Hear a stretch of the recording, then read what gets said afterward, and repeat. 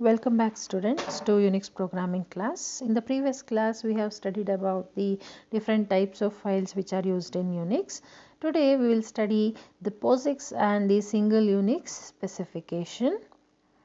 Unix has numerous standards and variants, that means it has different versions. In early days, AT&T Lab published a document called System 5 Interface Definition, SVID in short. Xopen, now the open group, it is called as the open group now. It is a standard. A consortium of vendors and users had one too. In the Xopen portability guide, that also had a Unix version. In the US, another set of standards named Portable Operating System Interface for Computer Environments, in short POSIX, were developed at the Institute of Electrical and Electronics Engineers, IEEE. So this is familiar to you, right? So from IEEE, it is developed POSIX in Unix, another version. In 1998, Xopen and IEEE undertook an ambitious program of unifying the two standards. So in the previous slide we saw that Xopen standard, and here the POSIX standard IEEE by US in US. So in 1998 they both joined together and took a decision of unifying their work. In 2001, this joint initiative resulted in a single specification called the Single Unix Specification version 3, in short SUSV3. That is also known as IEEE standard 1003.1 2001. That is called as POSIX.1 version. There is also POSIX.2 version. In 2002, the International Organization for Standards, ISO, you are aware of that, right? So ISO approved SUSV3 and IEEE 1003.1 2001. So it is approved. A single version has come out as POSIX.1 and is approved by ISO. So what is the benefit of that? Why did they join together and merge their work? Because it supports maintaining compatibility between operating systems. Okay, between different operating system versions, compatibility can be achieved. Write once, adapt everywhere. That means you can write on one platform, one machine, any program, and that you can run on any other platform of Unix. So that was the advantage. That's why they did this work of unifying. Once software is developed on any POSIX compliant Unix system, it can be easily ported to another POSIX compliant Unix machine. So that is a portability feature. So then let us see some file attributes of Unix and POSIX. The general file attributes means common file attributes for each file in file system are the type of the file, right?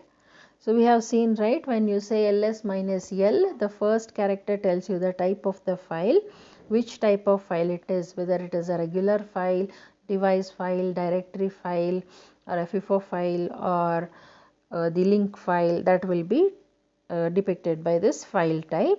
Then the access permission, which we saw in the previous class, RWX, right, read, write and execute permissions for user, group and others, that is access permission. Then hard link count. So if the files are linked, then how many files are linked, 2 files, 3 files, that hard link count. Then UID is user ID, the user of the file. GID is the group ID, which are all the groups which have access to this file. Then the file size in bytes, okay, how many bytes that file has, the contents. Then the inode number, it is a unique identification number for the file. Then file system ID, this is the ID where the file is stored. Then last access time. Last access time means when the file last accessed, that time will be recorded. Last modified time means when the contents of the file last modified. And last change time. Okay, last change time means the inode change by changing permissions, ownership or file name, etc. So that is called as the last change name. If you have changed the permission or the ownership of the file or the name of the file, if you have changed, that is recorded as the last change time. Okay. So these are the different attributes of the file which are common to many platforms of Unix, but there are other attributes also which you can access in different platforms of Unix. Okay, then the Unix and POSIX file system, some points we'll see. Files in Unix or POSIX systems are stored in tree-like hierarchical file system that we have seen, right, which starts from root, and in the next level all built-in directories are present, where below that built-in directories, the user defined directories and also user created files can be stored, right. That is a hierarchy, tree like hierarchy file system it follows. The root of a file system is the root, right, that slash, the upper one, topmost one is the slash, which is also called as the root. That is the directory from where the hierarchy starts.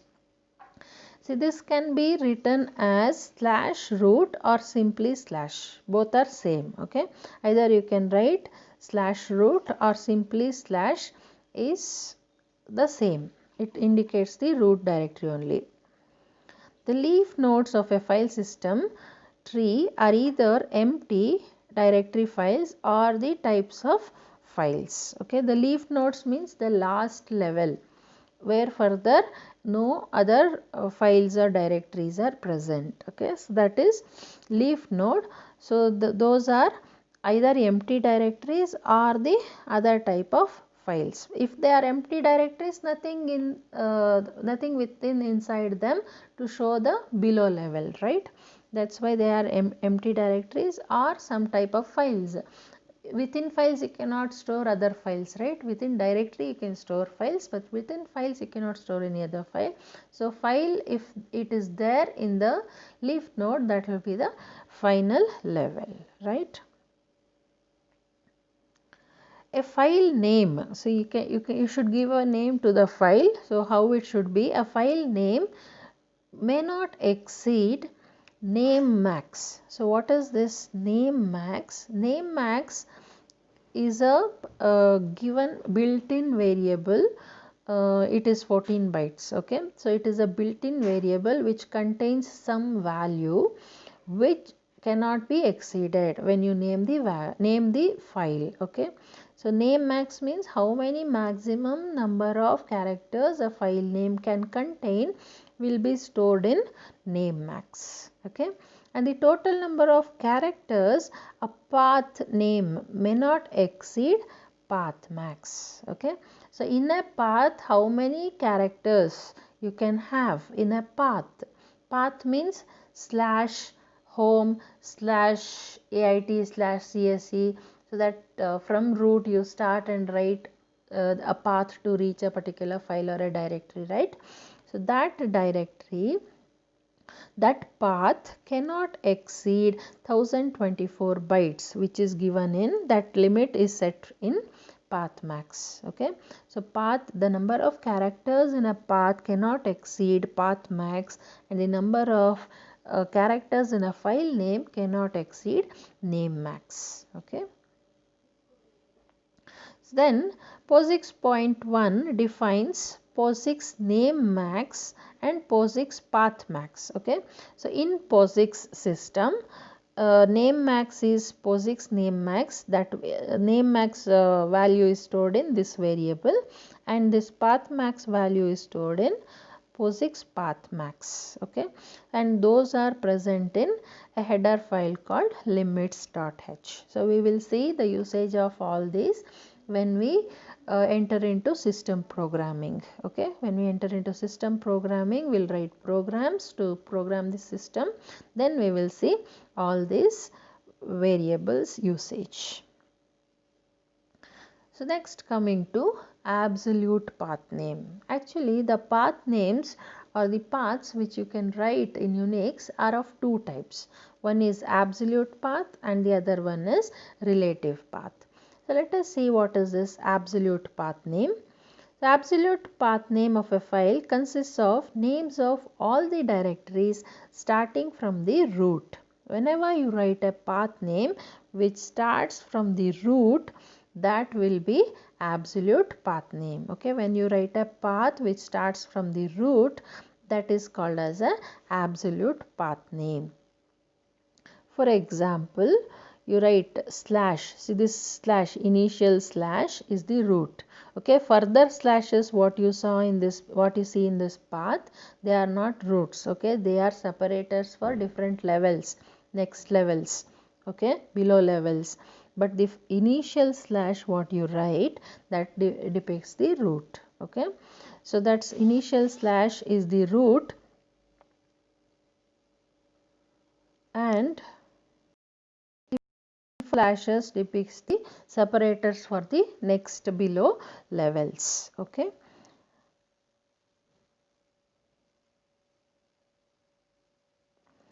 if we write $cat m1, it is executed if if m1 is existing in your current directory. If your current directory is home, okay, you are residing in home, and if you say cat m1, what is cat? Cat is a command to display the contents of the file, which is the file we have given here. M1 is the file which we have given here, right? So when you say cat m1, it has to display the contents of the file m1, so that m1, if it is present in your current directory, then only it will display the contents. But if you are in home and m1 is not in home, because m1 is present here. Under home we have AIT, under AIT we have CSE, under CSE we have 5th sem, under 5th sem we have notes, under notes we have this file called m1. It is not in our current directory if we are residing in home, isn't it? So we have to go 4 levels below where we can reach the file m1. Then this command will not execute. It will say file not found m1, right? M1 file is not found. It will give you the error if the m1 is not present, the file m1 is not present in your current directory. But if m1 is here in this directory, if it is residing, above command will not work. This cat m1 will not work. Then you should write what? You should write, to display the contents of file m1, you should write cat and the entire path where m1 is present. If you simply write this cat m1, it will not display the contents of file m1 because m1 is not present in your current directory. So then you should write the entire this path to display the contents of the file m1, right? Cat and this entire path slash home slash AIT slash CSE slash 5th sem slash nodes slash m1. That's entire path, because you need to locate, you need to tell the system where this m1 is present, right? Then only it can find that file m1 and display the contents of the file. That's why the entire path you should give, and this entire path is starting from a slash, you see, isn't it? That means from root, root is the reference here. From root we are reaching m1. From root we are reaching m1, right? From root we will reach home, then AIT, then CSE, then 5th sem, then notes, and then m1, right? So we are reaching m1 through this path which starts from reference of the root, which is called as the absolute path name. Absolutely, you are telling how to reach m1. from the root. With reference to root, you are telling how to reach M1. Okay, through which are all the directories you have to pass to reach M1. Exactly you are telling. That's why it is called as the absolute path name. Whenever a path name starts with a root, with reference to root, it is called as the absolute path name, right? If the first character of the path name is slash, the file's location must be determined with respect to root, right? If the first character in the path name you saw in the previous case, right? Here you saw that the first character is the slash in the path name, which tells that the reference to this path is the root.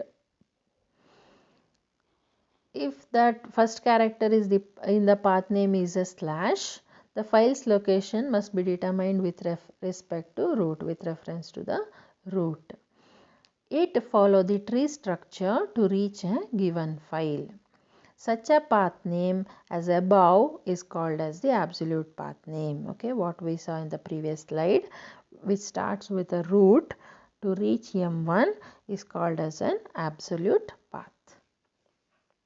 See here, for example, if we would like to reach a file, let us say this file called safe. Okay, the file called safe we would like to reach. How will we reach? Wherever we may be. Okay, wherever we may be residing. Okay, how to reach this safe? We are residing in home. Okay, let us say we are residing in home, but we want to reach safe. Can we say I want to display the contents of the file safe? Can I say cat safe? Can I say cat safe? Will it work? No, it will not work because I am residing in home directory, but safe is 2 levels below the home, right? So then you have to give the path with respect to root. That means the absolute path you should give to reach the safe. So how will you write? How will you write the absolute path? For this, you will write the absolute path starting with root. Okay, with slash you will write with respect to root. Then you should take home. You will say home. After that you should say Kumar slash next level. No, from home to Kumar next level there should be a slash for reaching the next level. Next level Kumar. Then next level safe, from Kumar to safe. So one more slash safe. Okay, complete names you should write. Home, Kumar, safe. The complete names you should write. Okay, so you are starting with the root slash, then the home, here home, then this Kumar here, and the safe. So to reach the safe file, you will start from root to Kumar to safe. This is called as an absolute path. Exactly you are specifying from the root how to reach the file called safe. Okay, so that is called as the absolute path name. Is it clear? Any doubts here? This is called as the absolute path name. Okay, so then in contrast we have relative path name. Okay, so since the date resides, okay, date it is displayed here, discussed here.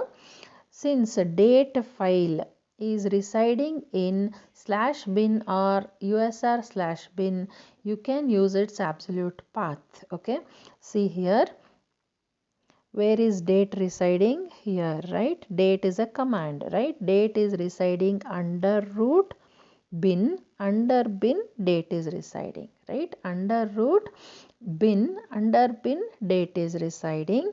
So you can say to display the or to execute the date command, you can say slash bin slash date. You can say, right? you can write like this, /bin/date you can write. But will we execute the date command like this, /bin/date? We have executed, right, date command. How will we execute? Simply in the dollar prompt we will say date and the output of the date command will be obtained, right? See, when the date is residing in /bin means under the root bin or under the root USR bin. You can see here under the root go to bin and access date, or under the root you can go to USR. What is USR? USR is Unix system resources. Okay, USR stands for Unix system resources. So under the root then you reach USR, and under USR you will be having date. Either date will be present here under bin or under USR bin here. Okay, under USR bin date will be present. Okay.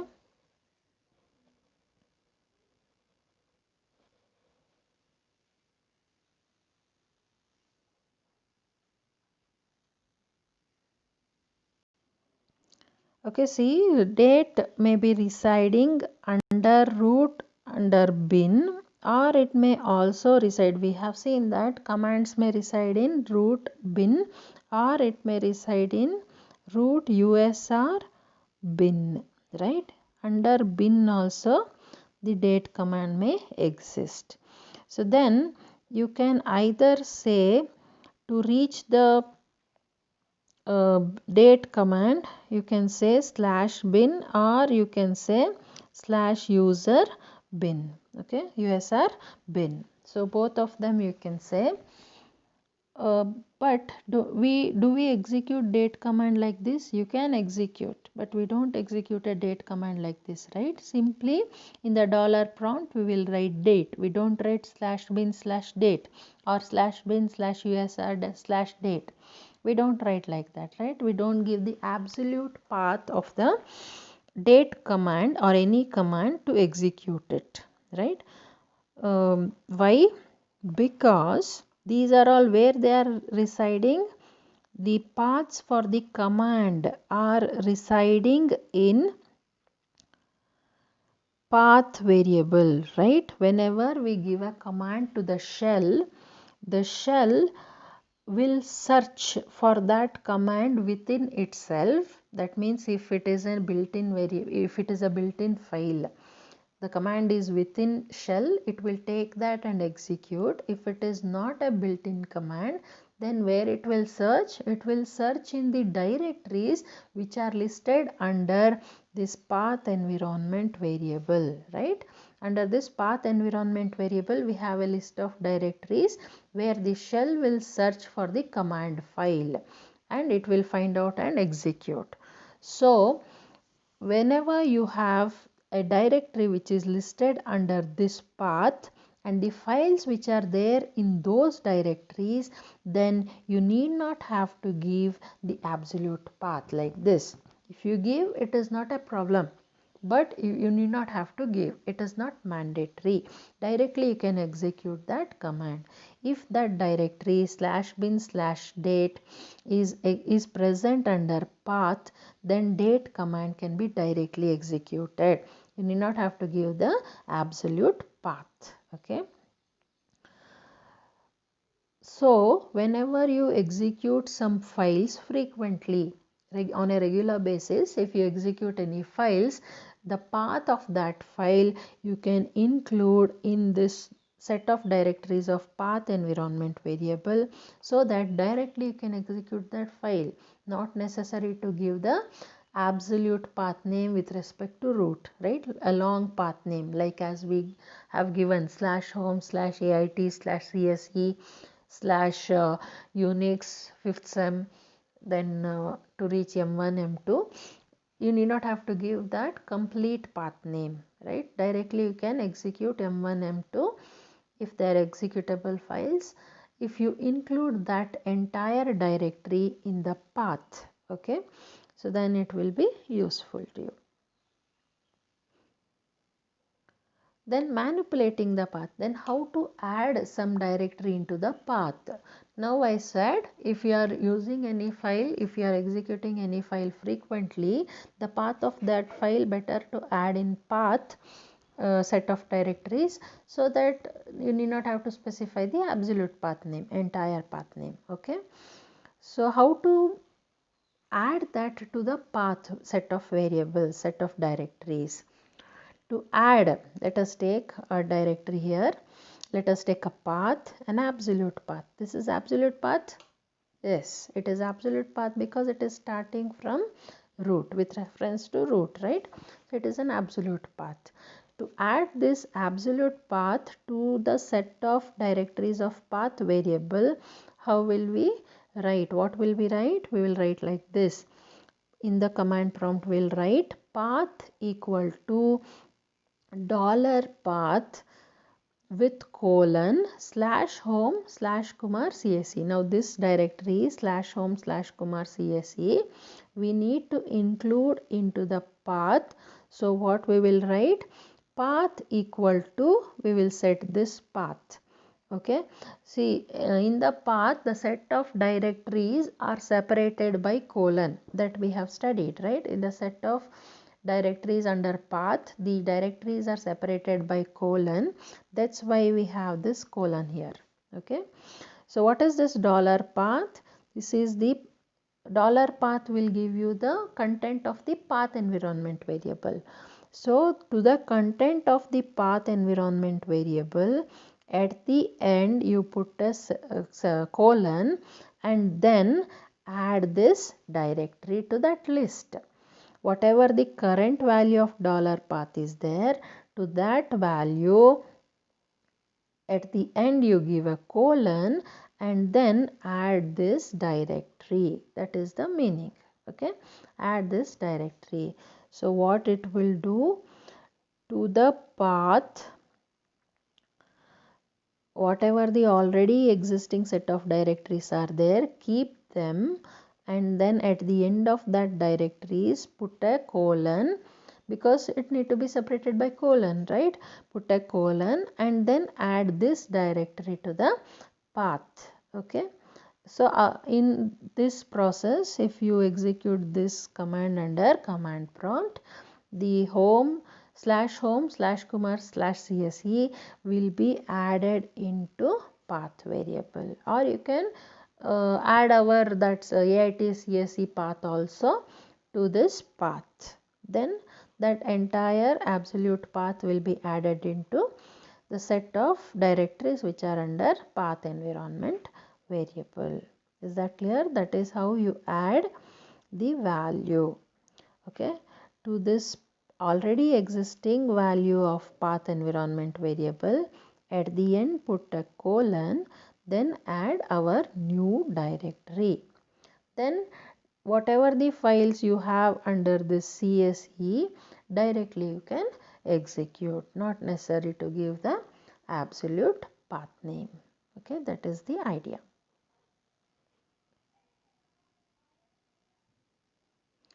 Putting this setting in your, what is this symbol, okay, this is called as a tilde symbol, represents your home directory. Okay, this represents your home directory. Under your home there is a file called .profile. Okay, there is a file called .profile. See, dot has come here, should be continuous. .profile file, where all your settings will be, or configuration settings will be stored. You can store, okay, you can store all your configuration settings under this .profile directory, so that you can execute again and again. Okay, which is residing here in your home. Okay, home can be represented by this symbol also. This is called a tilde symbol. We'll study in the next coming slides. Okay, so in this .profile file, if you store this setting, then you can it will be effect each time when you start executing. When you log in and access your shell, it will be, this setting will be activated, or any setting you make, any time you log into the system, those settings will be activated, okay, enabled. So that way you can store all your settings, you can store in a file called .profile, which will be in your home directory. Consider the following commands. Let us say cat login.sql. That means it has to display the contents of a file called login.sql. Then cd programs. This command will have to change our current directory to another directory called programs. cd for change directory, right? So whatever the directory we are currently in, that need to be changed to programs directory. Okay. So consider these two commands. Both programs, this programs and login.sql, these two files are presumed to exist in our current directory, isn't it? If they are in our current directory, then only we can directly execute these files like this. Otherwise, you have to give the path, isn't it? If they are existing, this login.sql or the programs, if it is there in our current directory, then only directly we can give these file names. If they are not existing in our current directory, then we have to give the path, entire path with respect to root. If the programs contain a subdirectory, let us say, if this program contains a subdirectory called scripts, under it, then what we will write? We will write, see, you cannot simply say cd scripts because scripts is under programs. So you should write cd programs, under programs scripts. Now where we will be changed? We will be changed to change the directory to program scripts. Now we will be under scripts directory because scripts is under programs. We will go to programs and then scripts. So now our current directory will be scripts. Okay. So observe that the path which is given here, observe this path which is given here is not starting with a slash. Yes, this is not starting with a slash. Why it is not starting with a slash? Because programs directory is present in our current directory. So any directory or any file which is present in our current directory need not be referenced by an absolute path. Okay, that need not be referenced by an absolute path because it is existing in our current directory and we can directly access. We need not have to reference with respect to root. Okay, directly we can access. Such kind of accessing will be called as relative path because we are relatively accessing that path with respect to our current directory. We are not accessing this path with respect to root, but we are accessing this path with respect to our current directory. Such a kind of a path is called as a relative path name. Okay, so let me give you a real life example. Let us say you want to go to your friend's house. Okay, your friend have called you to celebrate a festival at in their home. Okay, so you want to go to your friend's house. So how will you go? You don't know. Your first time you are visiting their house. So you don't know how to go to their house. So you'll ask the address. Okay, to your friend how to reach your home. So let us say your friend's home, you stay near to the college, okay, and your friend's home is near Domino's in Bagalgunte, let us say, okay, near Domino's in Bagalgunte, behind Domino's, okay, somewhere in that locality your friend's house is there.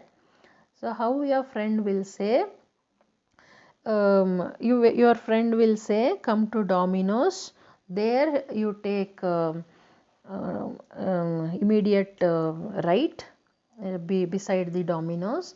From there you take first right, and to the left third house is my house.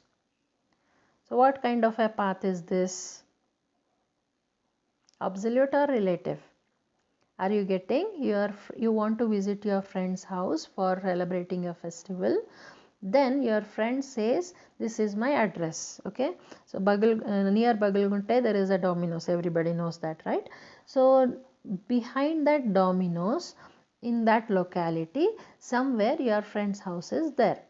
Okay, so your friend says come to Domino's, beside that you take right, and then first right you take, and towards left third house is my house.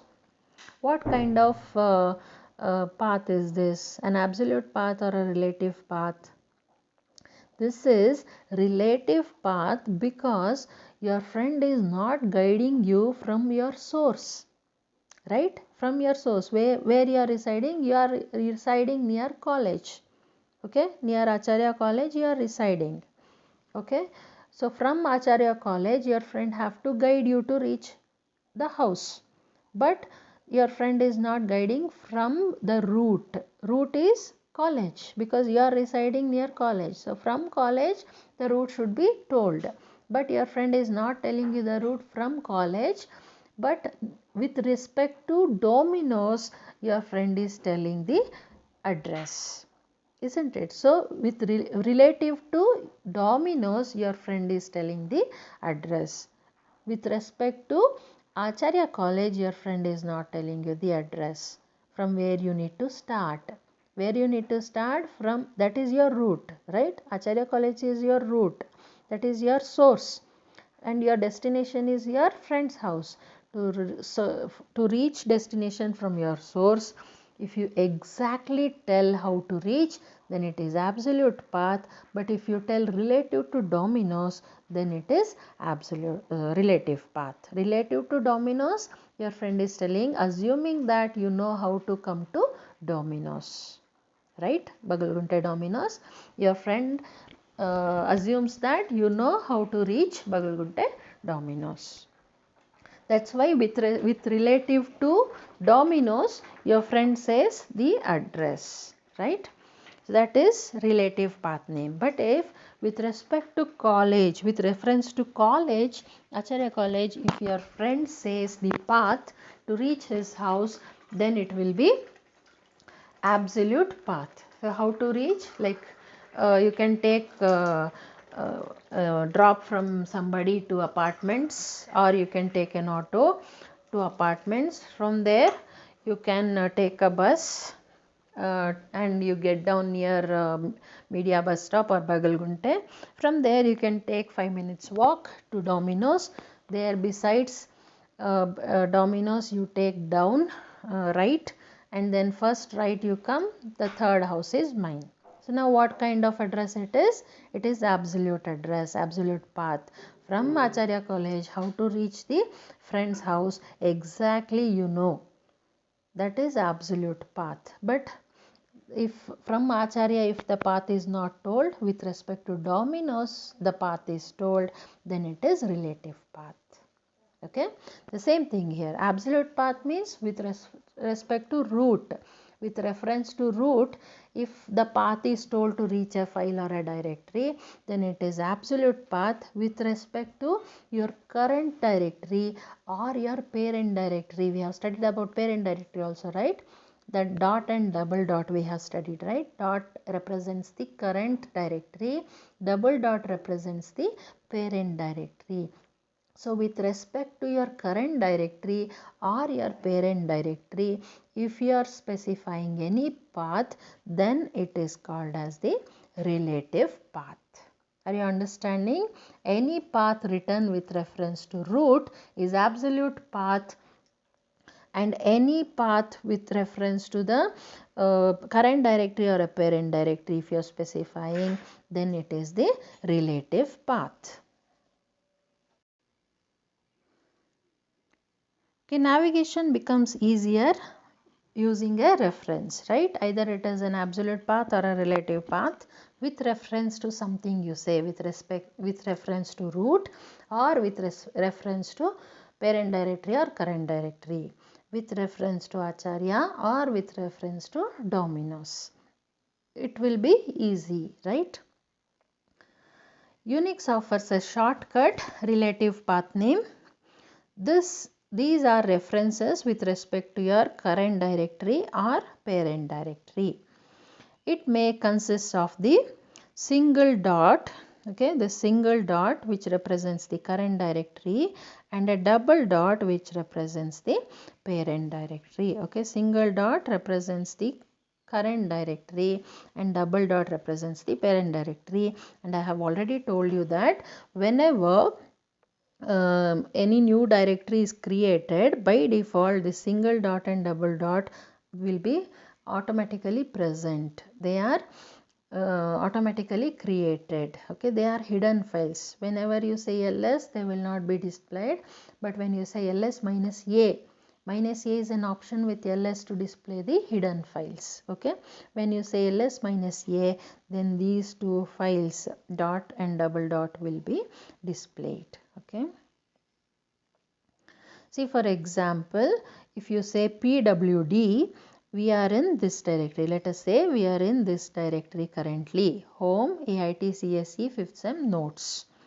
Then if you say cat students.txt with this reference, when you say like this, we have used such kind of notation to go back to 2 levels above directories, right, in the previous classes.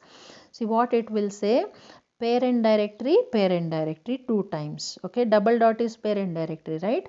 So this will say parent directory and parent directory, under that student.txt. So where students.txt is present according to this path, where the student.txt is present 2 levels above, right? Our current directory is this one, notes. Okay, now 2 levels above means 5th sem CSE, 2 levels above. So under this CSE directory, student.txt is present. That is what we mean to say. So above 2 levels, take student.txt file and display the contents, because cat command is used. Are you getting? So what you need to, here cat says display the contents of the file. Which file? Student.txt, where it is present 2 levels above the current directory. Which is our current directory? Notes, because we have listed under pwd, we are presently under notes. Okay, so now we have to go 2 levels above. Okay, then we have reached the CSE. Under CSE, take a students.txt file and display. That is the meaning of this path. So what kind of a path it is? This is what kind of a path? It is relative path, because it is not starting with a slash with respect to root. It is written with respect to your current directory and parent directory. From your current directory, you need to go 2 levels up to reach your parent. Notes, the parent of notes directory is 5th sem, the parent of 5th sem is CSE. So you need to write, you need to reach parent of parent. So parent of notes is 5th sem, parent of 5th sem is CSE. There you take a file student.txt and display its contents. So such a kind of a path is called as a relative path, which is written with respect to your current directory or parent directory, is called as a relative path. Okay. So let us see some other examples. Here another example, cd double dot means go to your parent directory. Okay, if you are currently in notes directory, when you say cd double dot, where you will reach 5th sem. Okay, 1 level up it will take. Here it will take you 2 levels up. If you are in notes, you can reach 5th sem and CSE. CSE you can reach 2 levels up. It will change the directory to CSE because you are going 2 levels up. Okay, above.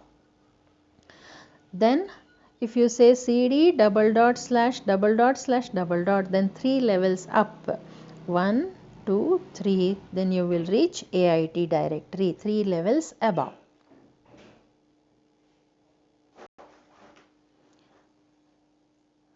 Okay, take another example, cp for copy, right? Cp command is for copying. What you need to copy? The file which is called m1 here. right? This is leaf node, which is there in home AIT, under home AIT, under AIT CSE, under CSE 5th sem. Okay, under 5th sem notes, and under notes we have a file called M1. Okay, so that file, this M1 file residing under this need to be copied. Where it need to be copied? It need to be copied to this dot. See here, observe this dot.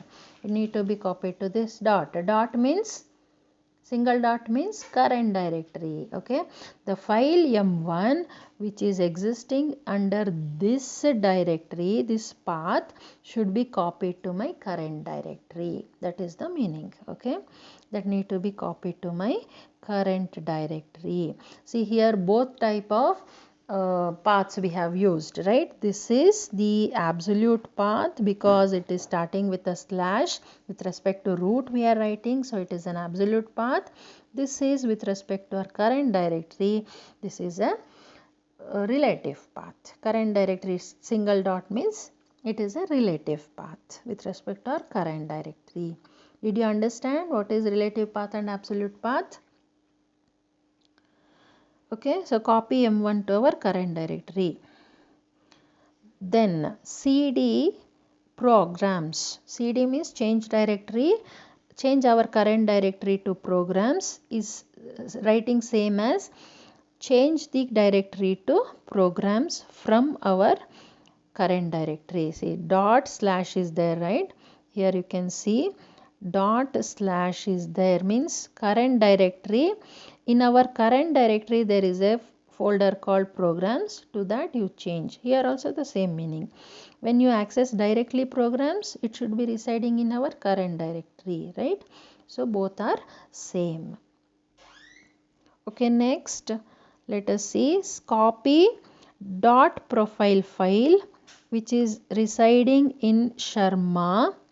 Okay, which is residing in Sharma, this dot profile file of Sharma, where it is in our parent directory. This double dot says in our parent directory. Okay, this is parent directory, right? In our parent directory there is a file called Sharma, sorry, directory called Sharma. Under Sharma we have a file called dot profile that need to be copied to our current directory. That is the meaning of this command. Did you understand? Sorry. Okay. Yeah. Here in our parent directory there is a folder called Sharma. Under Sharma we have a file called dot profile that need to be copied to our current directory. That is the meaning of this path. Okay. Okay, that's all for today. The home variable we'll see in the next class. Have a good day. Bye bye.